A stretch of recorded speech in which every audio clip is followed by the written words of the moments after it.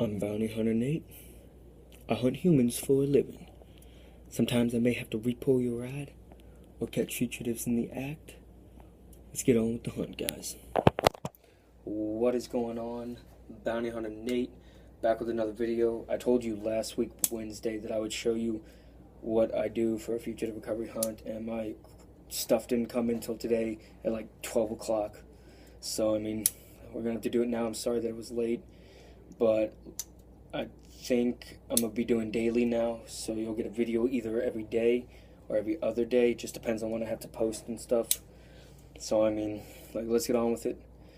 Basics, like, just, if you're doing a fugitive hunt, you either wear a black shirt that's cut off or a sleeved. I prefer cut off. I don't know why. It's just more comfortable. Belt, basically, it's just any black belt that you can find with either silver or black to blend in. And then pants are just any type of khaki, jeans, whatever you want. And then your shoes are basically just army boots. Like, it's nothing real basic.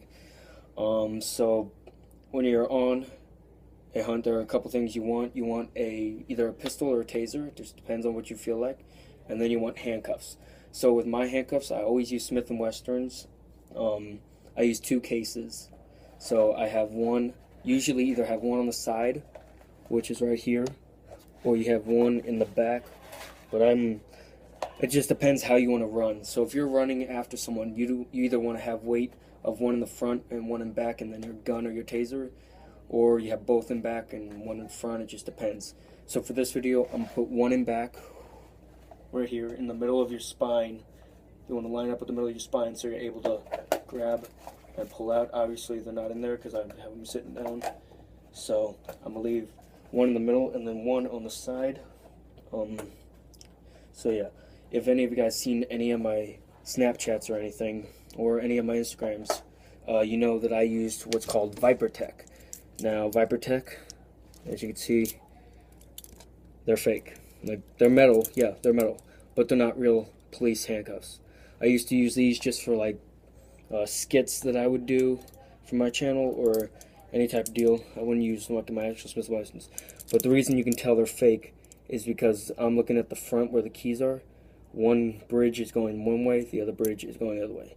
On real police handcuffs, you can tell that they're real when you see the key and the bridge going the same way, but it looks like this, where both bridges are going the same way with the key going the same way. So obviously you guys know these are the fake kind. I mean, you can get them off of Amazon for like $10, $15. It's really crappy, but we're not gonna use those for there.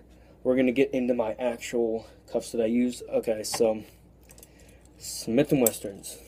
Oh my god, I love these things so much.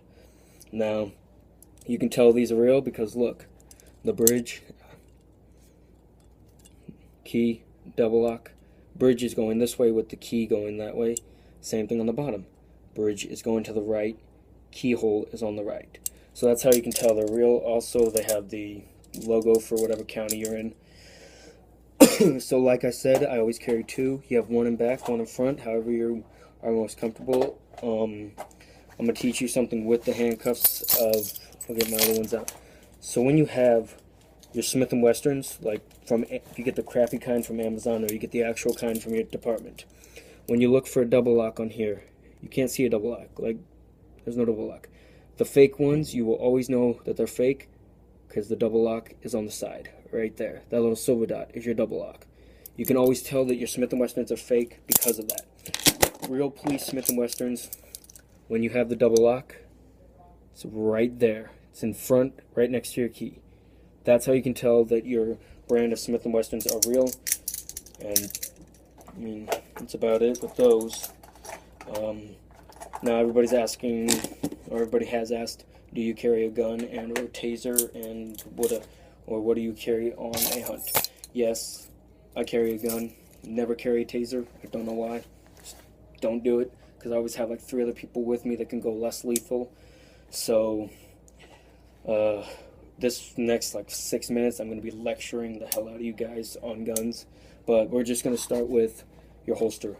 Any kind of holster is going to do for whatever kind of gun you use. It can be leather, which mine isn't. Mine's more of a cotton blend type deal.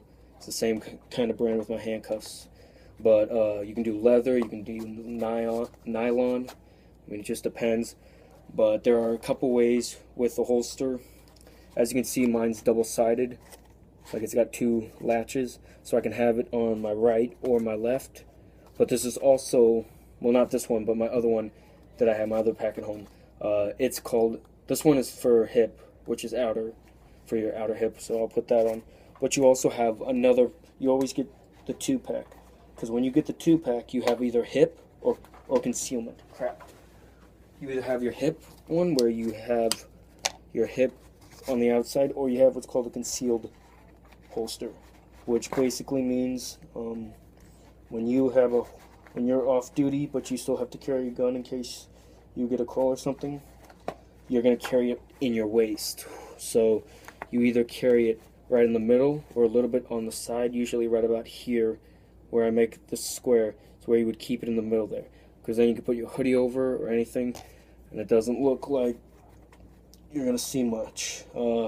My other holster is at home. I didn't bring it. Didn't think I was gonna use it today. I mean, I'm only using one because I'm explaining stuff. All right, now on to deeper stuff. The gun.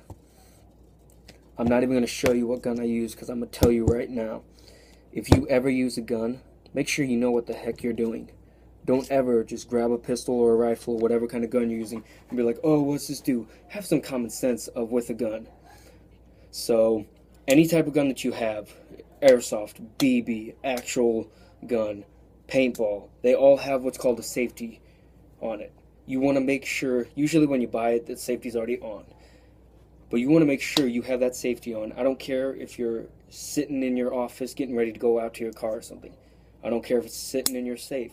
You have that safety on the whole time that you have a gun, unless you are going to use it. That's the only time you can pull it off safety. Now, I'm going to show you what gun I use. Glock 19, pretty simple. Basically, ammo chamber. So, okay. Now, like I said, my safety's on, because, like, I'll show you. I'm barely pulling the trigger, it's not moving. And I have no ammo in it right now, so nothing's going to happen. I would just be blasting the barrel and destroy my gun. So I put on safety. So what you do, whenever you hold a gun, I don't care what you're doing, even if it's on safety, point it to the ground. Come on, guys. Like, you always want to point it to the ground. You never want to point it up or anything, or wave it around, or if you have like a rifle or something, never put it on your shoulder facing that way. You always point it to the ground. So usually what I do is, if I'm getting ready for a hunt and I know the guy has prior history of shooting the cops or assault with a deadly weapon in his prior history, you always keep one in the chamber, which I'll cock it, but it's not going to do much, but you'll cock it, keeps one in the chamber. It's still in safety, but it puts that one in the chamber, and then you basically put in your holster with it on safety. Because usually if you pull out your pistol and you point it at someone and tell them that you're with the police department, obviously they're not going to be stupid and be like, oh, I'm just going to stand here. Obviously they're going to do what you say, unless they're drunk or something. But 9 out of 10 times they'll be like, oh shit, you got a pistol, I'm getting on the ground because I don't want to die. But so anytime you are pulling out your pistol and you're not going to shoot, keep your finger off the trigger. Your trigger is right here.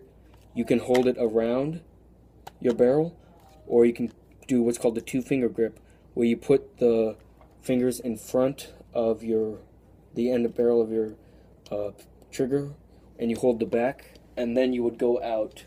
And I usually hold front and front, so I have my hand in front, and I would walk up and acknowledge myself as what I am or who I'm looking for. If it's not you, then you don't have nothing to worry about. So that's basically that. Now, if you are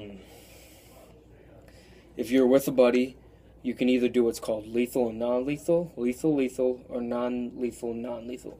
Now, lethal means you both have your pistols out, but you're not going to shoot. You're just going to scare them with it.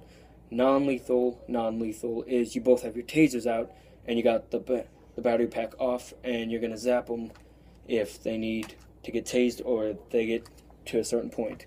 And then lethal, non-lethal is one of you guys has a pistol and one of you guys has a taser. And usually when you have a pistol, you want to walk out in front. So then my next video, I'm actually going to put this away because I don't want to. Alright, so my next video, which will be, I will post it either tomorrow or I'll post it sometime, but I'm going to be vlogging daily. I'm going to show you basically how to draw out your gun, how to pop a couple rounds, and then how to either walk up on somebody and acknowledge who you are, or how to just walk up, tell them who you are, and then put it away and detain somebody. So that video will be coming up in the next couple of days. I will try my best to post daily. I can't promise anything with work and stuff, but I can try to produce daily, or however you say, vlog daily.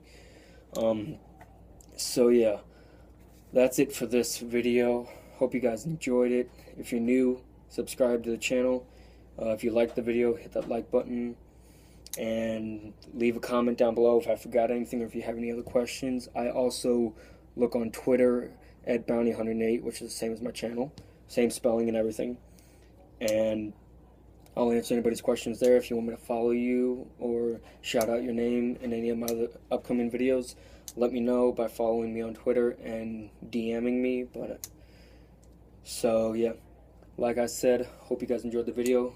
You'll see another video either tomorrow or Tuesday, just depends, but I'm going to try to go daily and explain everything to you. But that's it for this video. Bounty108 is out. Peace, guys.